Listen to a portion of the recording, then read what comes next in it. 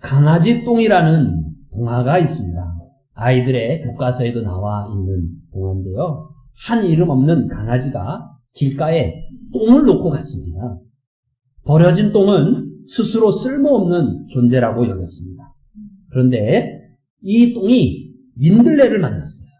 그리고는 그를 위해서 자신의 몸을 녹여서 주었습니다. 버려진 똥이 거름이 된 거죠. 양분을 흠뻑 먹은 민들레는 아름다운 꽃을 피웠다라는 이야기입니다. 어렵고 힘들었기 때문에 내 인생은 망쳤어 라고 하는 사람이 있습니다. 하지만 상처가 별이 된다라는 그런 책에도 있듯이 힘든 시절이 오히려 자양분이 되어서 더 아름다운 인생이 되었다라고 말하는 사람도 있습니다. 우리 자신을 어떻게 생각하느냐, 우리에게 주어진 상황을 어떻게 해석하느냐에 따라서 우리의 인생은 참 많이 달라질 수 있습니다. 우리가 가지고 있는 성경은 지난 수천 년 동안 수많은 사람에게 생명을 준 책입니다. 그리고 그 풍성함을 주려고 이끌어준 책입니다. 오늘 주신 이 성경 말씀이 여러분 모두에게 더 아름답고 더 복된 인생이 되도록 인도해 주실 것을 믿습니다. 오늘의 성경 본문은 하나님께서 모세를 부르시고 사명을 맡기시는 그런 내용입니다. 우리 지난주에 모세가 애굽의 공주의 양자가 되어서 궁궐에서 자라게 되었다라는 말씀을 나누었습니다. 그 후에 40세의 건장한 청년 모세는 자기 동족을 괴롭히는 애굽인을 돌로 쳐 죽였어요. 그리고 살인자가 되어서 광야로 도망쳤습니다. 그곳에서 양치는 목동으로 이제 40년을 지내게 됩니다. 오늘 본문의 모세는 나이가 80세의 노인이 되었어요. 그런데 바로 그에게 하나님이 오셔서 부르신 겁니다. 하나님이 부르신 이것을 소명이다라고 하지요. 그리고는 모세에게 애굽의 노예로 살고 있는 동족 이스라엘을 인도하여 내라라고 하는 일을 맡기시며 애굽으로 보내십니다. 일을 맡기신 것, 그것을 사명이다. 이렇게 합니다. 모세만 부른 것이 아니라 하나님은 우리도 부르셨습니다. 로마서 8장 30절의 말씀을 보시면 그가 미리 정하신 그들을 또한 부르시고 부르신 그들을 또한 의롭다 하시고 의롭다 하신 그들을 영화롭게 하셨다고 하셨어요. 하나님께서 우리를 부르셨다는 겁니다. 여러분들이 지금 이 자리에 앉아 있는 것은 하나님이 여러분을 부르셨기에 앉아 있는 것입니다. 하나님의 이 부르심은 어제 오늘 갑작스럽게 계획한 일이 아니지요. 에베소서 1장 4절의 말씀을 보시면 창세 전에 우리를 택하셨다라고 말씀했어요. 창세 전부터 우리를 택하시고 우리를 불러주신 거예요. 하나님의 특별한 은혜로 우리를 불러주신 겁니다. 그리고 그 은혜 안에서 하나님은 우리를 거룩하다, 흠없다 인정해 주세요. 그래서 우리가 이제 하나님의 손을 붙잡는 하나님의 자녀가 되어지는 것이요, 하나님의 백성이 되어지는 것이요, 거룩하신 하나님의 것이 될 수 있는 것입니다. 속된 우리가, 이 죄인된 우리가, 더러운 우리가 거룩하기 그지없는 그분과 손을 잡을 수 있는 것, 이것은 우리를 불러주신 특별한 하나님의 은혜입니다. 하나님께서 우리를 부르셨습니다. 함께 고백해 보겠습니다. 하나님께서 우리를 부르셨다. 다시 한번 해보겠습니다. 하나님께서 나를 부르셨다. 아멘. 하나님께서 우리를 불러주셨는데, 불러주신 하나님은 우리를 또 세상으로 보내십니다. 그래서 마태복음 5장 13절에 보면 너희는 세상의 소금이 되라 라고 하며 세상으로 보내십니다. 14절의 말씀을 보면 너희는 세상의 빛이 되라 하시며 세상의 빛으로 보내십니다. 또 베드로전서 2장 9절의 말씀을 보면 너희는 세상에 나가서 하나님의 아름다운 덕을 전하라 하고 세상으로 보내십니다. 그러므로 성도라면 믿지 않는 가족과 이웃에게 선교사인 것을 잊지 마십시오. 하나님의 아름다운 덕을 전하는 그리스도의 향기가 되어야 됩니다. 성도라면 슬픔 당한 이에게 위로를, 외로운 이에게 친구를, 또 어두움에 갇혀 있는 이에게 밝음을 전해주는 빛이 되어야 합니다. 성도라면 적당한 거짓으로 자기 욕심을 채우는 세상 속에서 정직과 진실로 살아가는 소금이 되어야 합니다. 그런데 우리는 어떻습니까?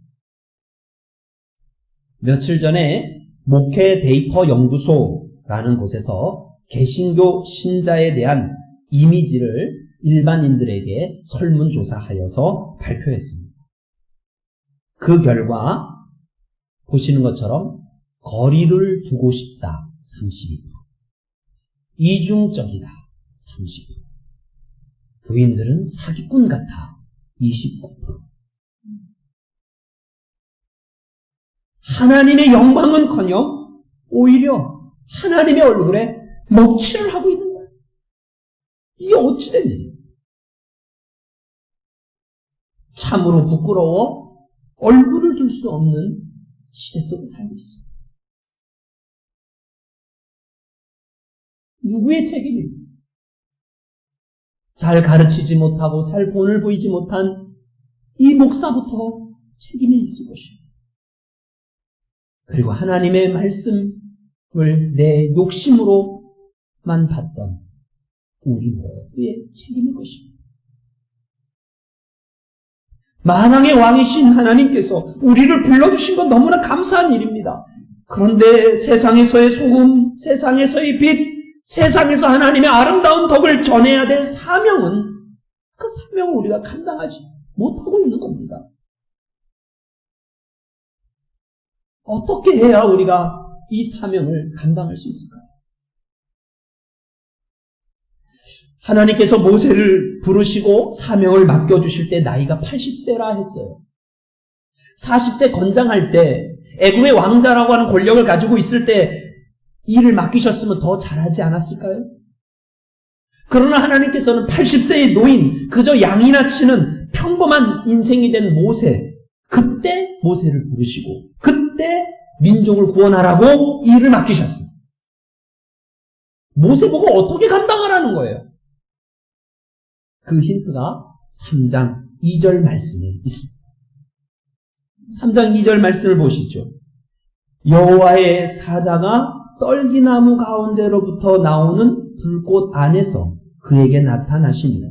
그가 보니 떨기나무에 불이 붙었으나 그 떨기나무가 사라지지 아니하는지라. 아멘. 떨기나무에 불이 붙었으나 사라지지 아니한다는 거예요. 떨기나무는 그 지역에 흔히 있는 쓸모없는 나무 중에 하나입니다. 마치 80세의 노인이 된 모세와 같습니다. 또 자신의 힘으로는 헤어나올 수 없는 애굽의 종살이, 그 중에 있는 이스라엘 민족과도 같습니다. 그리고 오늘 하나님께 사명을 받았으나 사명을 감당치 못하는 우리의 이 연약함, 우리의 이 부족함의 모습이 바로 이 떨기나무와 같은 겁니다. 자, 근데 이 떨기나무에 불이 붙었으나 떨기나무가 어떻게 해요? 사라지지 아니했다는 거예요. 타버리지 않았다는 거예요. 그럼 이 불은 어떤 불입니까? 하나님의 불인 거예요. 이 불은 하나님의 능력의 불인 거예요. 이 불은 하나님의 지혜의 불인 거예요. 이 불은 하나님이 함께 하시겠다라고 하는 증거의 불인 거예요. 출애굽기 3장 12절에 하나님께서 부연 설명하시듯 이렇게 말씀하십니다. 3장 12절.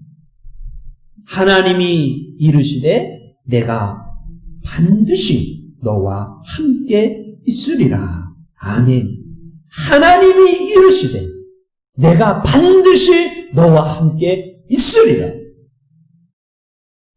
하나님께서 맡겨주신 사명은 하나님께서 함께 하심으로, 하나님의 그 능력으로, 하나님의 그 지혜로, 하나님의 그 인도하심으로 감당할 수 있는 것입니다. 위대한 사도 바울이 내 속에서 능력으로 역사하시는 이의 능력을 따라 힘을 다해 수고했다라고 고백하고 있습니다. 하나님의 사명은 하나님이 우리와 함께 하신 그것으로 사명을 감당할 수 있는 것입니다.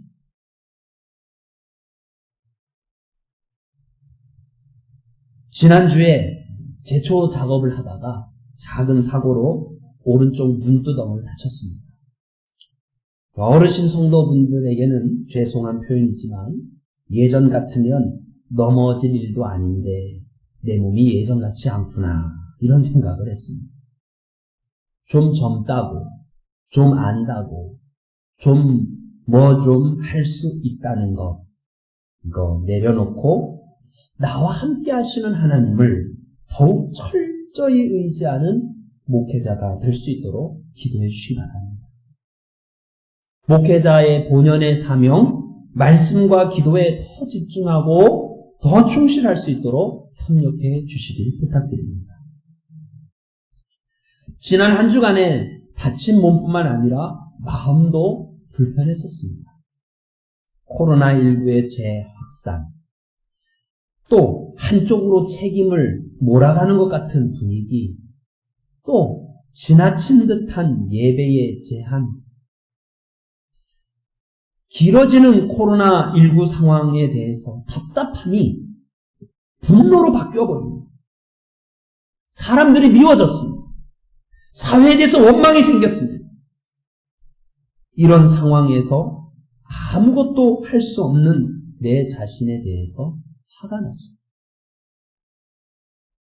그러다가 예배당에 앉아 나와 함께 하시는 하나님을 조용히 바라보았습니다. 하나님께서 기뻐하시는 것은 무엇일까? 하나님께서는 내가 지금 어떻게 하기를 원하십니까? 나와 함께 하시는 하나님께서 말씀의 능력으로 저의 마음을 다스려 주셨습니다. 싸워야 할 것은 사람이 아니라 코로나19 바이러스임을 깨닫게 하셨습니다. 여러분에게도 하나님의 말씀을 드립니다. 로마서 12장 14절 너희를 박해하는 자를 축복하라. 로마서 12장 19절 너희가 친히 원수를 갚지 말고 하나님의 진노하심에 맡기라. 로마서 12장 21절 악에게 지지 말고 선으로 악을 이기라.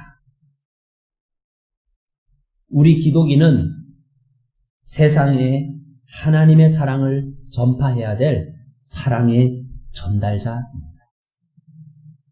하나님과 화목하게 된 우리는 세상 속에서 화목의 직분을 감당해야 될 사명이 있습니다. 지난 금요일 새벽 이사야 37장 20절의 말씀을 또 주셨어요. 민족의 위기 앞에서 하나님께 기도한 히스기야의 기도문이죠. 우리 하나님 여호와여, 이제 우리를 그의 손에서 구원하사 천하 만국이 주만이 여호와이신 줄 알게 하옵소서. 나와 함께 하신 하나님께서 기도의 사명 감당할 수 있도록 인도해 주셨습니다. 우리 기독인은, 우리 성도는 중보 기도자입니다. 나라의 위기 때마다 기도하였습니다.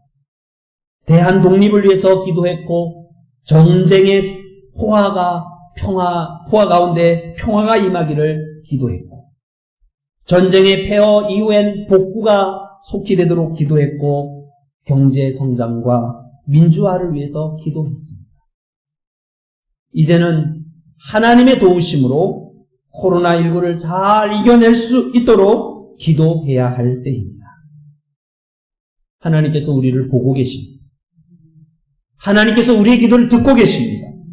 때가 되면 하나님께서 반드시 구원하실 것입니다. 하나님의 기적은 지금도 일어납니다. 아멘. 사랑하는 성도 여러분, 하나님께서 우리를 향해 선언해 주셨습니다. 신명기 33장 29절. 이스라엘이여 너는 행복한 사람이로다. 여호와의 구원을 너같이 얻은 백성이 누구냐? 그는 너를 돕는 방패시오 내 영광의 칼이시로다. 하나님이 우리를 정하시고 부르셨습니다. 구원 얻은 하나님의 백성이 되게 하셨습니다. 영원한 생명을 주셨습니다. 이제 이 구원을 받은 복된 성도답게 이웃을 향하여 세상을 향하여 행복을 전해 줍시다.